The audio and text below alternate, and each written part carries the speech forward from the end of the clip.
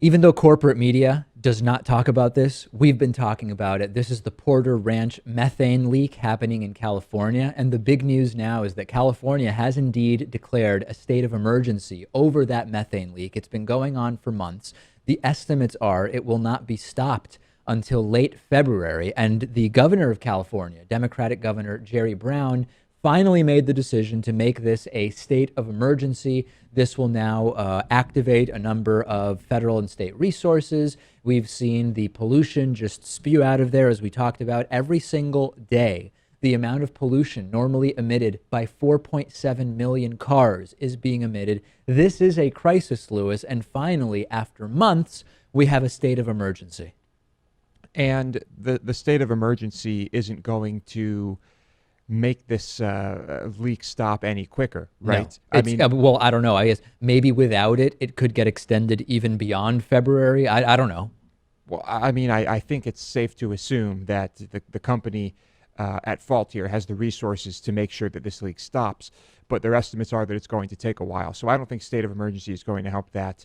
But what it will do is use taxpayer dollars to presumably help those who are affected by this. And I think it is the right thing to do. It's just unfortunate. I hope that ultimately the fines levied against this company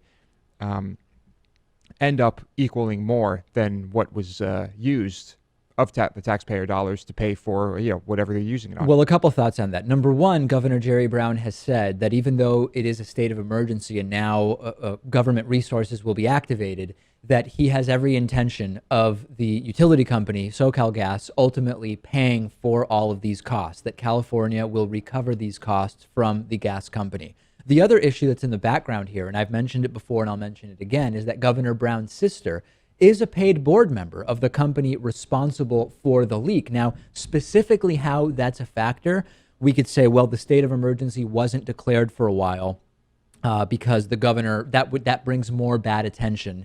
And the governor didn't want to do that because his sister's on the board. Okay, yeah, maybe that's a possibility.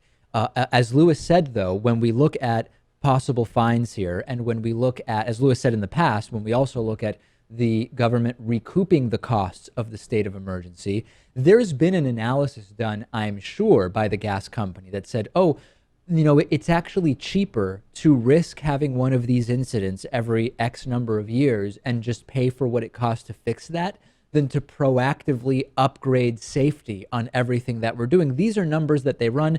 BP ran it for the Deepwater Horizon spill. This is a mathematical question. I think so. And I don't know if that ended up being true for BP, if it was actually cheaper after the estimated, what was it, 40-something billion dollars that they had to spend on the Sure. BP The math may have ultimately backfired on them, but for a very long time, the math worked very well for them because they didn't pay $500,000 per drilling site for many, many years. And ultimately, because of that huge settlement, it may have ended up as a net negative, but it's a question. The fact that it's even a question is the important thing. And then again, I ask, why is corporate media not covering this? And I know it's easy to say, oh, it's because of the sponsors of corporate media. Yeah, maybe. I'm not seeing that direct of a line here. It just doesn't seem to be a story that really has upside. There's not as strong of a visual component to it. Anderson Cooper can't have the oil coming out that we see on an undersea camera, but we just cannot get corporate media interested. No, the sheer amount of pollution coming out of this should be enough, right?